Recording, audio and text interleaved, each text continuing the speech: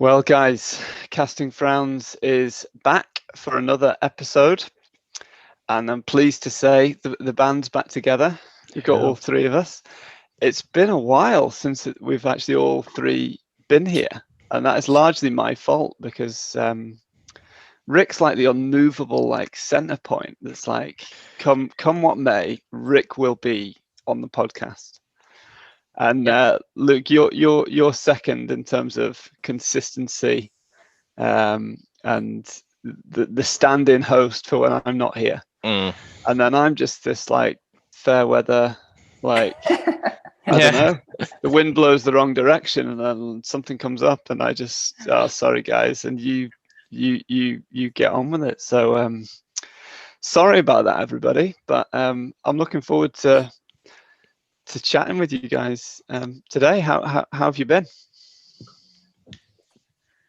Good, yeah. I've never been called an immovable object before. Yeah.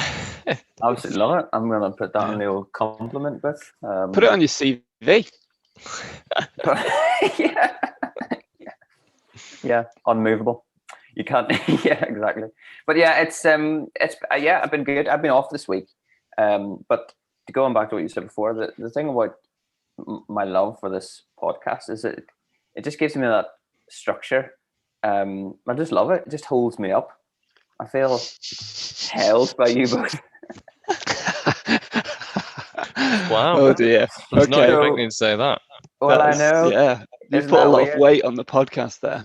I wonder if that's true for others. If other people who listen, this is like the cornerstone of their week now. It's a testament to how strange the year has been, to be honest with you. But I've been off this week, and so I have been doing what I love to do, which is DIY. So I've been doing lots of we were getting a room replastered, and we're doing some damp work, which we had some damp issues. So it's been really good fun, learning some new stuff.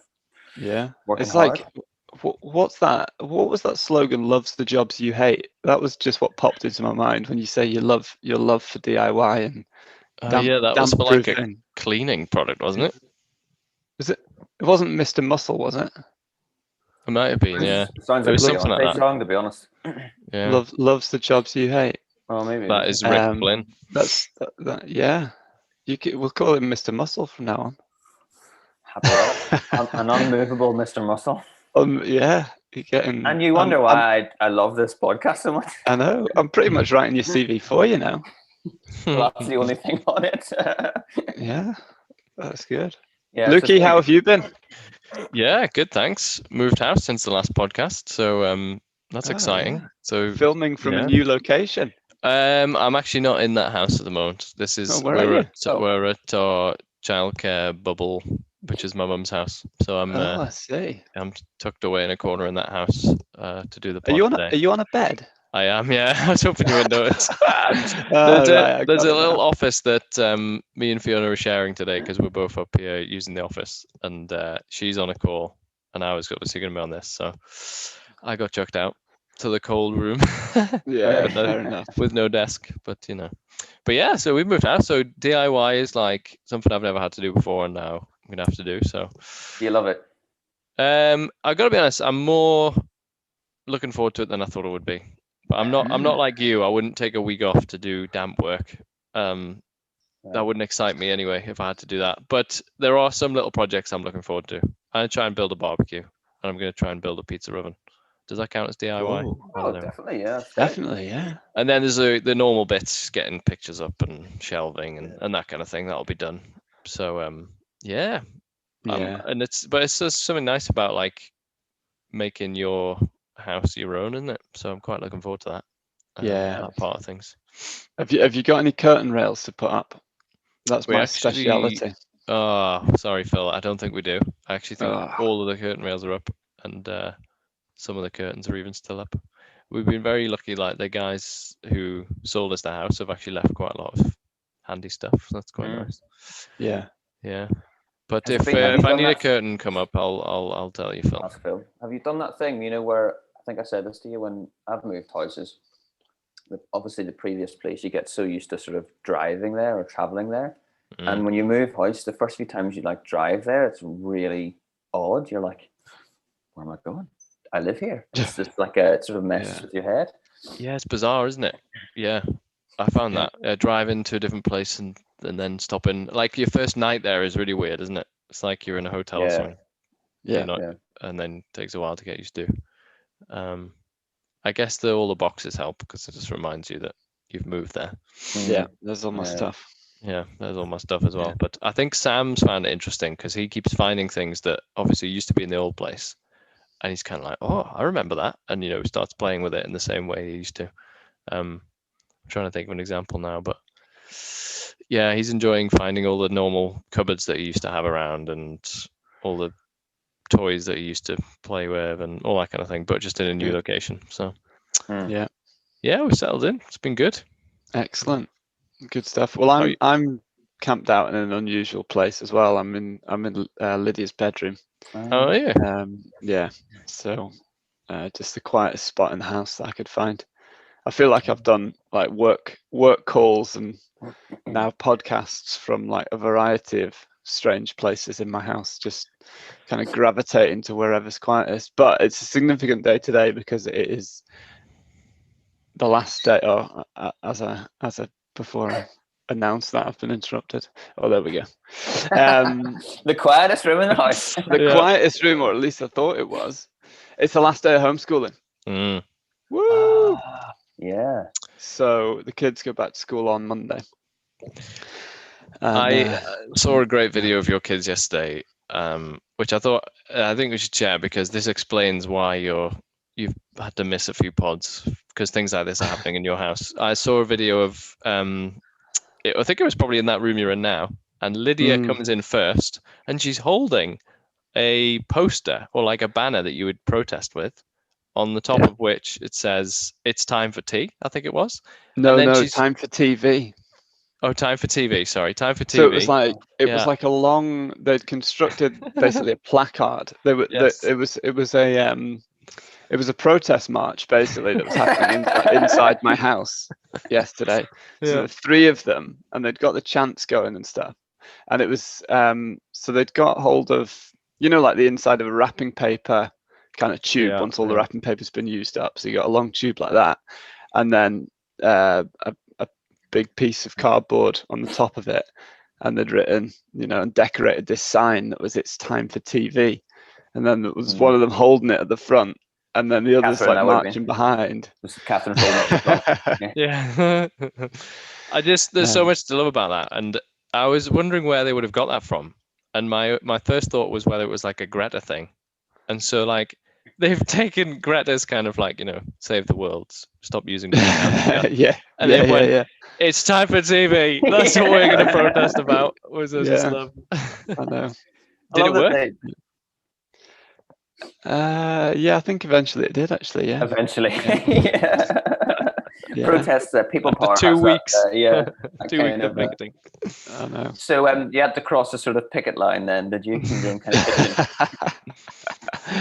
Yeah. Well, we're the evil like corporation bosses, aren't we? Against in this scenario, like making the workers work without any TV time until a reasonable point in the afternoon. And the workers rebelled. So it was quite a little microcosm of British culture kind of coming through there. So it was quite a nice little piece. You could probably analyze it from a number of perspectives. Interesting. Yeah. Interesting. Oh, very good. Very good. No, I've been listening along to the pods, and every time I listen to one, I'm like, I really wish I was on that pod because I want to like join the conversation. But one of the things that we've started, or you guys started a few pods back, was this. You launched this competition for a Casting Frowns jingle or intro music. Has anyone responded to that? Have we got any interest? Amazingly, we have had a whole one response.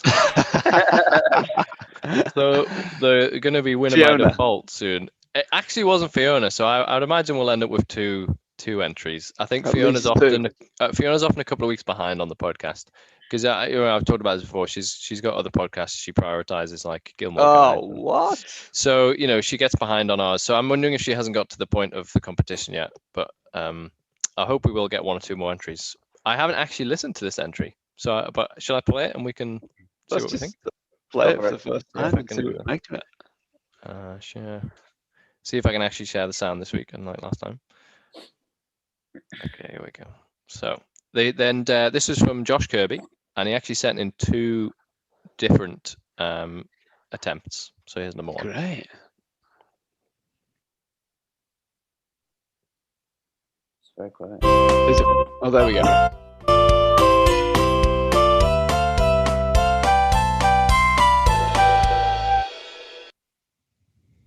Whoa. Ooh. There we go, eh? That's Yeah. I felt like that was going to turn into something. Super Felt Mario like it was- Kart. Yeah. Yeah. yeah, it did sound a bit Super Mario, didn't it? Yeah. Do that one again. Do that one Okay, again. I yeah. quite like that one. Play it again.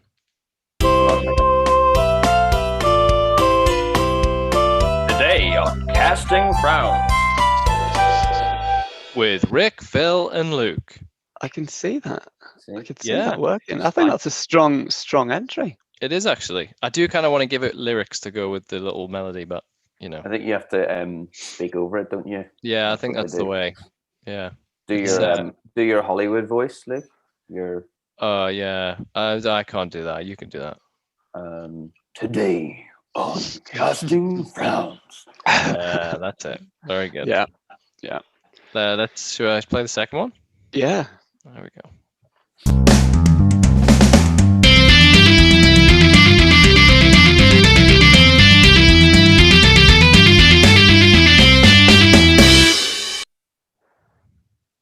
Whoa. I think go with More, the first one.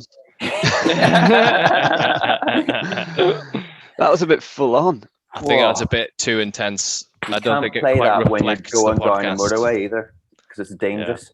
I know you can just imagine yourself just like pressing the accelerator even further and just being like ramping up through like 90, 100 miles an hour and being like, yeah, that doesn't put me in the right frame of mind for the podcast. I don't think. No, I think that would clash with our podcast kind of style and atmosphere, wouldn't it? With our laid back vibe. I think so, yeah. So we could just change the podcast to fit the jingle, or we could just be we could be a lot more intense. Could shout a bit more, that kind of thing. Well, that's good. It's a good start. Maybe we should wait for some more, but I think we should. I think we should encourage some more entries. I'd Yeah. say we've got a strong leader out of the two that we've had. Yeah. So Fiona's going to have to go all out if she's going to compete with that. Sure. And then would welcome any more entries people can put together. I wonder how Josh made that. It sounds like it was kind of designed on like a Casio keyboard. He's got this MIDI computer something or other, which like you kind of play it as a keyboard, and then when you put it into the PC, you can make it sound like any instrument and that kind of thing. It's quite cool. Yeah. Which is why it looked, because it sounds quite good, doesn't it? It's got It does. Yeah. It's gonna be hard to beat that, I think. Maybe that's going to intimidate people. We'll have to have on the winner, by the way. That'll be like part of their prizes coming on the podcast. Yeah. Mm. Yeah, it feels like we should definitely involve Josh. Josh, I know that you listen. We're going to have to get you on at some point because I know you've. He's talked to us about some of the content on the pod before, and I feel like he's a real supporter of ours. So yeah, let's get him on. I would quite like to get him and Heather on, but in character as Jack and Polly. Can we do that? Yeah. It would turn into the Muppets. You mean Josh and Heather or Jack and Polly? Yeah. Stick the spoiler alert in this one. Yeah. That'll be good. Yeah. No, that's good. I'm pleased that you managed to play the audio there. Do you know when I was listening last week, I was doing the dishes at the time, and I had the podcast. I did have the video on, but I wasn't watching the video.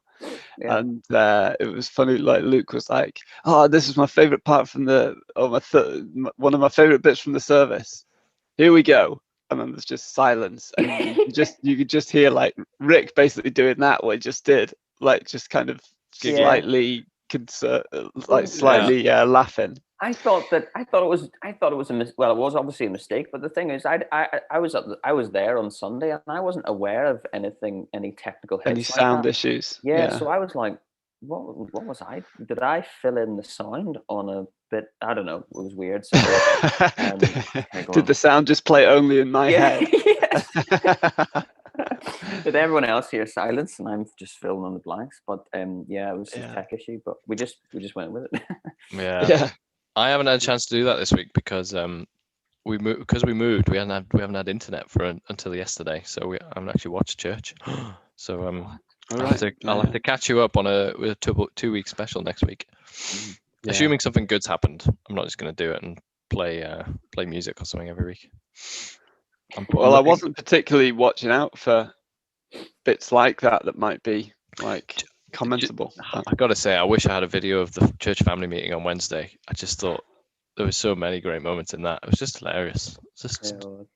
I think we could just play, that weird time when everyone's joining the meeting and Hugo has to say something he just can't help himself. Just the awkward chat. Yeah, the awkward chat where he doesn't need anyone to respond. He just talks at people. I just think that's so funny every time. Maybe we should record one. I think you could I think you could let Hugo just talk for quite a long time and he would get to some weird places. That's what he ends up doing. Like, this gets weird, doesn't it? It's great. Anyway. Definitely. Great. The one thing I'm a bit like you, Luke, in terms of not necessarily watching church at the time that it comes on, particularly because of the kids, like when they're doing the different things, it's like quite difficult, and it's also quite easy to delay it slightly and watch it when a more suitable time. But so this Sunday I was watching the Messy Church instead of at the time that church was on. With we had obviously Emma was leading the service, so we had Ben round here and who's in our bubble, and we had Joel watching Messy Church, and it was an old one. It was a rerun of you being the investigator, and you had like this puzzle to solve, and it was quite. You'd obviously put a lot of thought and effort into like constructing this like investigation case, and dressed up as the character and everything like that, and had all these clues, and it led to the conclusion. Like really, really good, and really engaged the kids. As soon as it finished, Joel was like to me, "Dad, you need to set us an investigation." He was like, he enjoyed it so much, but it's like quite a big ask. That it's like I would have to put quite a lot of thought into, designing the investigation. So you're setting the bar too high for them, basically, Luke. Yeah, I think sounds like you're going to have another protest on your hands if you don't deliver. I know. We want investigations. What do we want? Investigations. Yeah, sorry about that. When do we want it? No, yeah. I do. I got to confess that does often happen on Messy Church. It's like we'll have just decorated a load of biscuits, or I don't know, built something, and it'd be like, oh, now your parents will do that with you. So enjoy. Yeah. Setting us up to fail. Yeah. Afraid so. Yeah, I'm glad. I'm glad he's enjoying it though. Yeah, definitely has. It's been good. So it's about time for us to start talking some substance, having rambled on as we often do to start these things. What I want to talk about today is new beginnings, because it feels like this is a bit of a theme of the Christian narrative, the Bible story, restoration, new beginnings. You don't have to look very far in the gospel story to find that theme, pretty emergent. But it feels like at this point in time, coming into March, it was first day of spring a couple of days ago, getting warmer, getting lighter, But overlaid on top of all that at the moment, obviously we've got this emerging from the pandemic, and Boris's grand plan, or tentative plan, with all the caveats that it might not happen, but hopefully these might be some dates where we can slowly start to emerge and lift all the restrictions from the lockdown that's constrained us in so many ways, and constrained businesses and just everyone's lives over the last however long. So I wanted to just chat about that theme as a global biblical theme, but also as its relevance to us and kind of how we're feeling now. So starting in the here and now, guys, are you guys feeling optimistic about the future? Do you feel like you're kind of looking forward with thinking things are going to be better than they have been?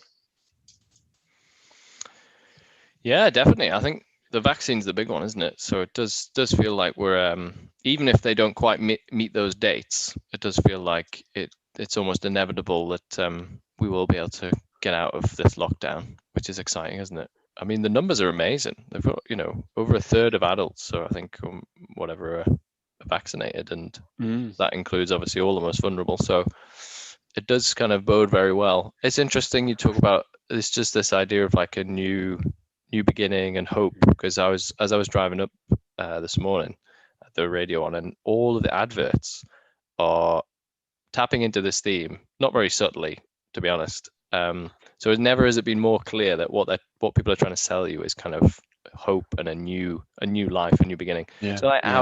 Audi are saying, oh, do you remember when we used to be able to go out and drive to the beach and have a day at the beach? Well, soon there's never been a better time to buy an Audi, so that when lockdown ends, it's kind of like when lockdown ends, you'll be able to do this. You'll be a new car. Like that's the kind of vibe. There were several adverts like that, and so much so that I actually noticed them. I didn't just switch off. It's like, oh, they're all saying the same thing. They're all talking about when this future comes, that you'll have a new, get your Wi-Fi sorted, get this and that, and I just thought that was interesting. So I think you're right. I do think there's been a turn, hasn't there, from kind of it is really all pointing forward now. Like it's all about this newness and that kind of thing. Yeah. What are your thoughts, Rick? Yeah, similar. I think with the weather as well, this time of year, you'd normally get a kind of springy feelings of spring in your step. Spring in your step, literally. But just going outside with the weather getting a bit, I mean, it's been slightly colder this week actually, but generally speaking, the weather's getting a bit brighter, and you get the new flowers and stuff like that. So there's this kind of, and then with the announcements, I kind of felt like the whole country was sort of just like breathe a little sigh of relief and was sort of like starting to kind of come up.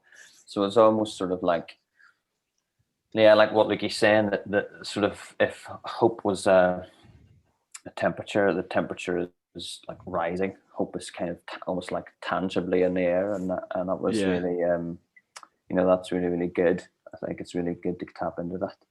The other side of that is actually, the world loves hope, but it's misdirected. They place their hope into things that they believe will deliver them, and then ultimately it won't. And our job is to actually say our hope is much more secure. It's a real hope, and it's a better hope as well. So hope is a really deep, profound, important thing for a Christian. Yeah, I think it's helpful, because what we're looking forward to is it is going to be wonderful to be out of lockdown. It's going to be so nice to see people and socialize and that kind of thing. But you get the budget this week, and it's kind of like, okay, the money has got to come from somewhere. The cuts are going to come. Businesses have suffered. Life's going to be hard for a while. It's going to be hard in a different way, but the world doesn't have a hope of perfection, of paradise, that actually, like Rick saying, that's what we have on offer. Actually, it's a hope that one day the world will be completely right. It won't just be non-COVID. It'll be non-everything that's bad, which is just Yeah, this is good to remember, isn't it? We're not just looking forward to July when we come out of lockdown. We're looking forward to heaven, which is much better.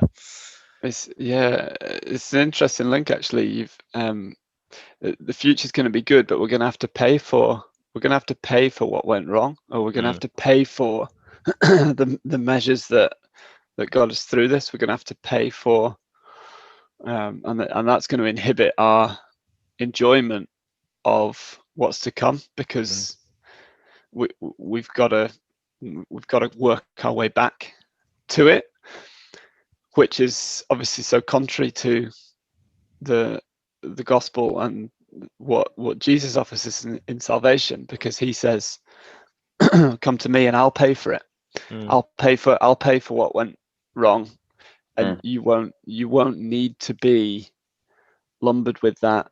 That won't need to detract. And in fact, because he sacrifices himself in that way, it actually enhances the glory of it, because he kind of takes that, and that the beauty of that sacrifices won't be forgotten about in the new creation. It'll be an enhancement to, it'll be better than if everything had been perfect from day one and never gone wrong. It'll be like this redemption story that God took that on himself and demonstrates his love for us in that. It'll be a part of that thing. And I've not thought that. But it's the hope that we have is for a better world. We're hoping for a better version of this world, actually. So we all hope that we don't have another pandemic. That's a legitimate, good hope. In fact, it's a prayer.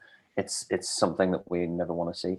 But it's an unsecure hope, and it's not a guaranteed hope, actually. So unfortunately, no one could say that there won't be another situation like this that will happen in our lifespan. It's potentially unlikely, but it's not. It's possible. Yeah. But that's the amazing contrast with the hope that we have. The hope that we have is for a completely new world. Actually, God's not going to give us a better version of this. It's a different world with him, with different parameters, with different laws, with God as absolutely the center.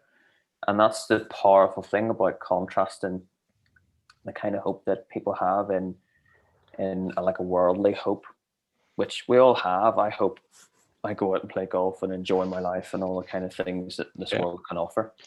But I'm under no illusion that it's temporary.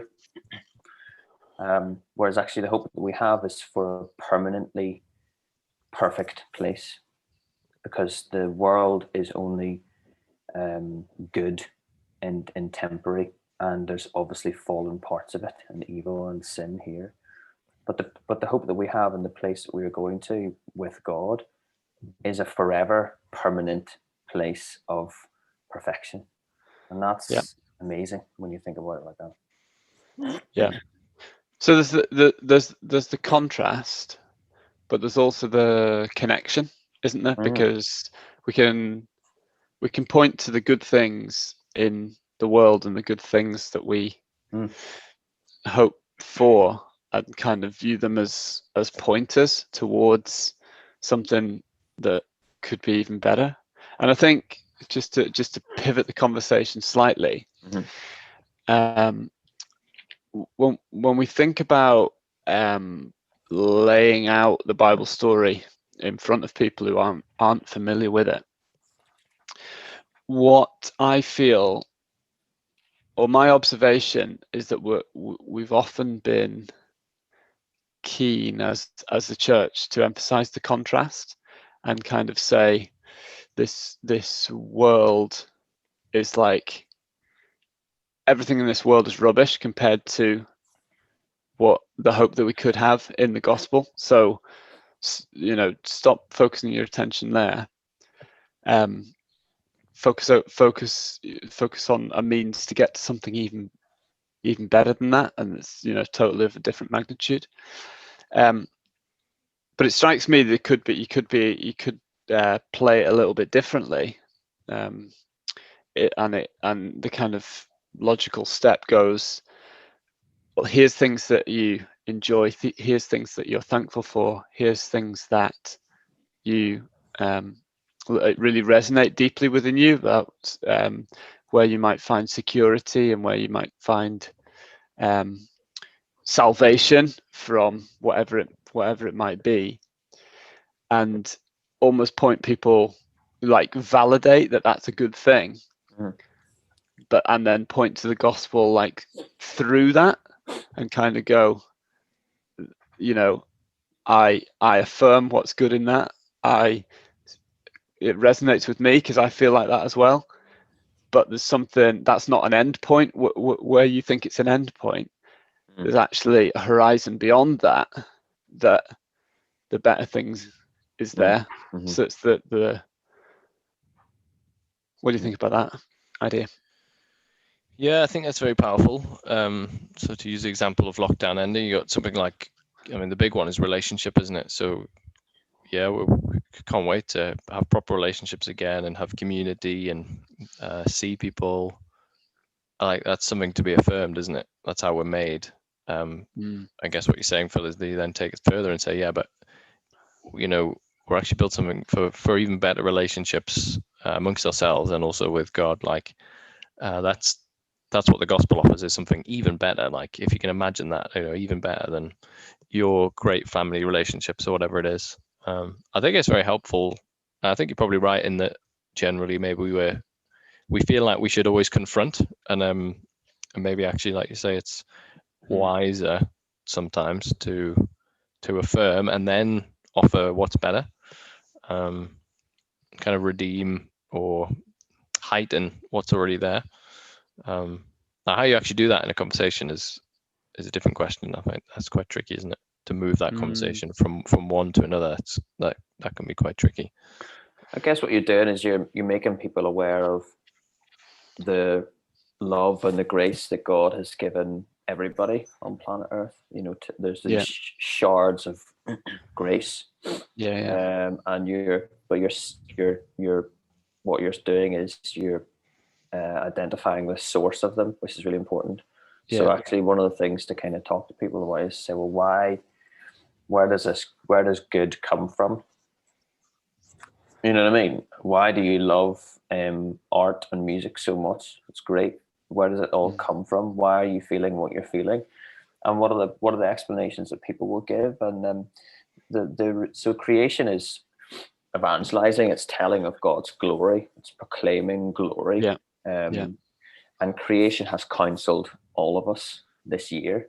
God's glory has kind of helped us, whether people realize it or not. But actually, it's attributing the right credit to that grace that I think is very important. That if you tap into that, you say, well, where is this? It's not bad to enjoy life and enjoy the things that God gives us. They're good things, but they're from God and they are good. And it's important to recognize that actually they're God-given. Yeah. So I guess I'm thinking about Luke's Audi example that he heard on the radio. And I guess there's two ways you can play that. You can kind of, Audi are only advertising in that way because they know that it resonates with people. People have got this hope about, what might what emerging from lockdown might look like. What would I want? What might I like to spend my money on? And what will that vision of having an Audi and having that liberation, having that comfortable, nice car, that's a kind of lifestyle that is appealing to me, and that's what the advert kind of plays on. And as Christians, I guess we can go, you don't need an Audi, that's rubbish compared to the gospel. No, so come and let me tell you what Jesus offers. That's a lot better. Or we could go, oh, that's really interesting that I definitely feel that about wanting to escape from this lockdown, wanting to have that liberation. Will having an Audi might fulfill that to some extent, and I get that, and I feel that, and I kind of affirm that like impulse within us to have that liberation, salvation from the current experience. But I guess along the way there, we need to highlight the deficiencies of that. It's like, but when you've got the Audi and you're driving around, these things will still be constraints. Whether it be, the weather in the northeast of England, or the job that doesn't allow you as much time as you would want to be out on the road, or all these kind of factors that that Audi will not deliver. That those deep desires within your heart that the advert is playing on, the Audi doesn't deliver on it. But we can kind of see, but Jesus does deliver on those same things. So we're not just diverting people without a reference point to come and have a look at Jesus in the Bible. We're kind of we're starting from where they are and going through that way. And this is a bit theoretical for me at the moment, but I've just been thinking about this a fair bit and thinking, because it all ties into mission. And I know Rick, you were mentioning to me earlier on, you've been thinking about kind of mission and kind of fear of mission, and I guess like how does it, what's the logic for the way that we articulate the gospel, and is there a better way to connect with people that maybe would make it feel a bit less scary and a little bit easier to kind of get the conversation going, kind of starting where people are at? I don't know. But yeah, go on. Well, I just find what you said there really interesting about the sort of the things that don't deliver, and I think it's about the feeling of being satisfied. Actually, is very a very deep feeling that I think there's something to tap into there with people in general. About there's this desire for satisfaction or peace, or there's something about wanting something to deliver on your needs on a very deep level for people. And advertisement has tapped into that, and they use that, and it sells. I mean, it works. Yeah. There's kind of a physical portrayal of people's needs, and then they say, here you go, this is what you need, this is our product, and then they put them together. And I think we have to be very, very careful not to turn the gospel into a commodity or something that just completes a need. Like that equation. But what we are saying is actually on the deepest level possible for people, Jesus satisfies ultimately. Satisfaction and peace and contentment, not just the feeling of, but actual salvation, solidifying your feet where you're going forward. That is found in the gospel, and that is I think tapping into those unmet needs in people, and then directing them to the person who can only meet our deepest needs, our salvation needs, is good mission, good evangelism. What do you think, Luke? Yeah, like I said, I think it's really helpful. What's in my head is like, you haven't explained the gospel unless you've explained sin in some way, and so it's not, that has to come in at some point. At some point, you have to say, actually, looking for the satisfaction of your desires in these things alone is idolatry. It is sin.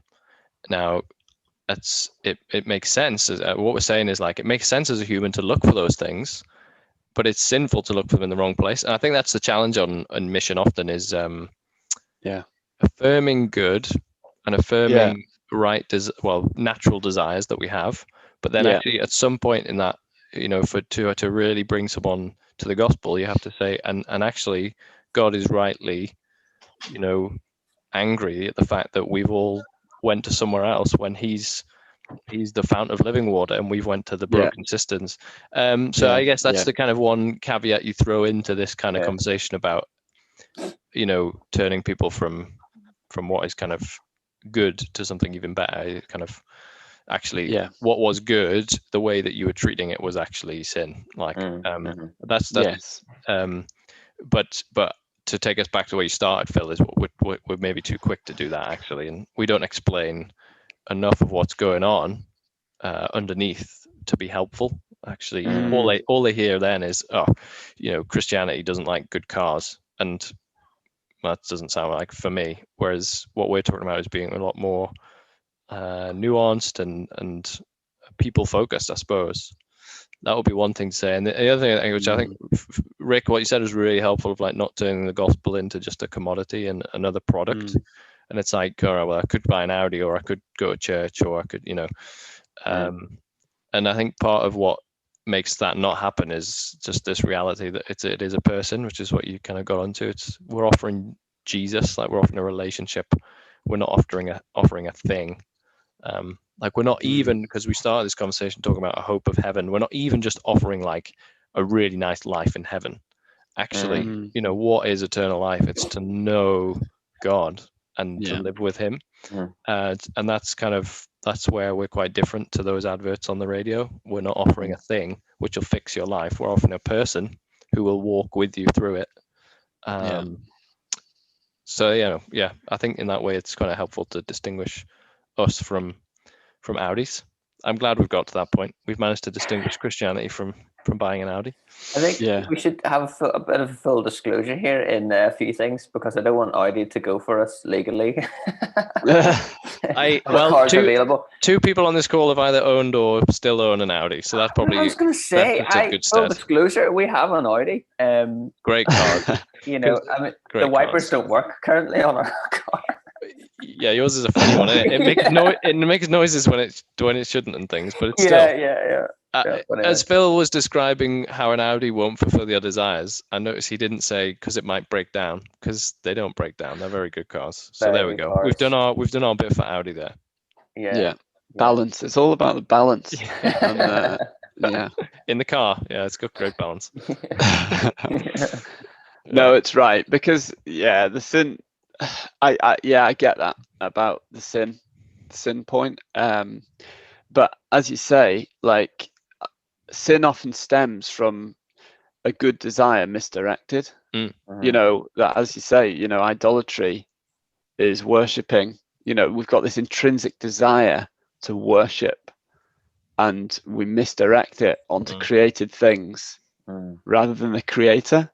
And that's like a kind of fundamental definition of sin that's given to us at the start of Romans, isn't it? It's like this is pretty much a root cause of what goes wrong. So some depending on what the expression of a particular desire is, whether it be for security or family or liberation or whatever it is, sometimes you have to peel back the layers quite far, because we kind of build, we kind of got, well, I feel this desire and therefore that leads me into this, and then that leads me to think I need this, and then I pursue that, and all of it all down the chain might be sinful. And we have to kind of go back, well, that wasn't a good thing to pursue, and the thing before that wasn't quite right either. But if you go back to the root cause, there was something in there that we can all relate to, and all, whatever the expression of sin might be, we can kind of validate that kind of human condition of wanting something to worship, wanting security, wanting to be accepted,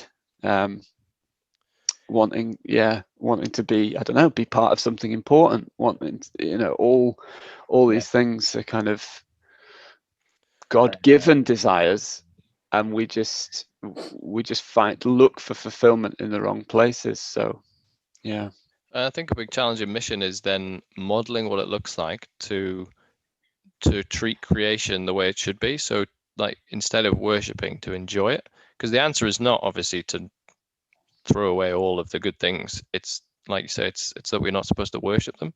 And actually, I think what's sometimes quite hard in mission, I've found, is that, what distinguishes me from the person next door? We've got the same house, same car, same whatever, Audi. same howdy, and actually, but there's an attitude towards it, and there's language you can use, and there's a way of living where you're not kind of clutching too tightly to it. You're saying thanks for it to God, and maybe that's actually kind of language that's helpful to even use around non-Christians. Is, oh, it's a great gift from God, or I was grateful to God for this, or because actually otherwise it looks very similar on the surface often. And I think that's a real challenge for us on mission in kind of our country and our where we live. The attitude, we need to somehow show that our heart attitude is different towards our possessions than others. And that I think that's really important, but also there's a compassion there as well, because when you've got to be really tender-hearted and compassionate because what we're doing is trying to expose that these hopes that people have will deliver and haven't delivered. So, and they bring people down false paths, and it's very deceptive because they're sort of cyclical in their nature, and that they sort of hope along the way. It's not just one hope. It's lots and lots of it's an ingraining type of hope. And often it's very, very, that's the confrontation of the gospel. You're saying what you want this to do is not going to do what you want it to do to its fullest extent. And that's when you reveal that in people, that you're effectively saying everything you ever hoped for isn't gonna happen the way you want it to. That's a very big sentence to say to someone, where you can say it with confidence with God's words. But then that's a real, like, oh my goodness, like everything I've ever hoped for in my life isn't gonna deliver. Whereas actually what you need to do is then the sort of the counseling replacement nature of the gospel is really important to kind of come in and say, but there is something that will deliver on what you want it to.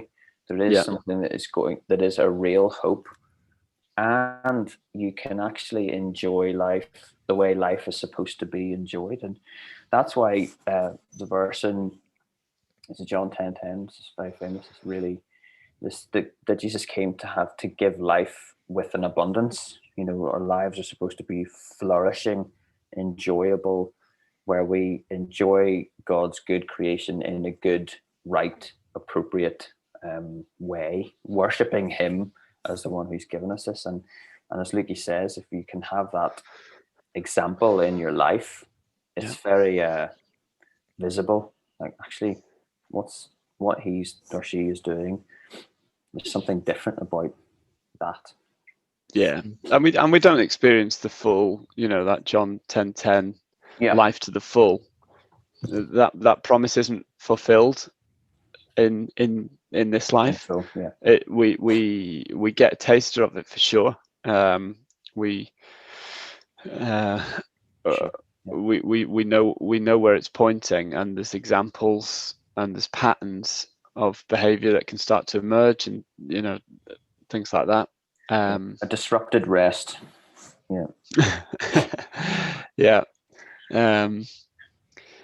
But there's still idolatry in our hearts, isn't there? There's still like things that someone can call out in us and say, actually, you're still misdirecting that. You're still misdirecting that good desire, and they would be right to call it in that way.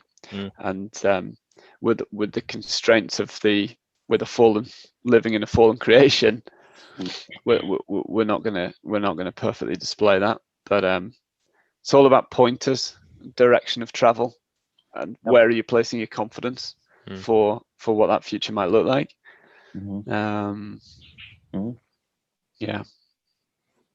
That's good discussion. There's another. I'm just gonna set us up on a bit of a cliffhanger, maybe for next time, or a future one. Cliffhammer, Anyway. did you say? Cliffhammer, yeah. Cliffhammer. There's another big idea in a lot of adverts that I've noticed at the moment that seems to be pretty central to our culture's desires at the moment, and that is be who you want to be. Like the advertising hook is on you have the ability to define yourself. You can make yourself, and obviously let's try and sell a product off the back of it. So like, buy our product and change who you are. Like, define yourself by what you buy.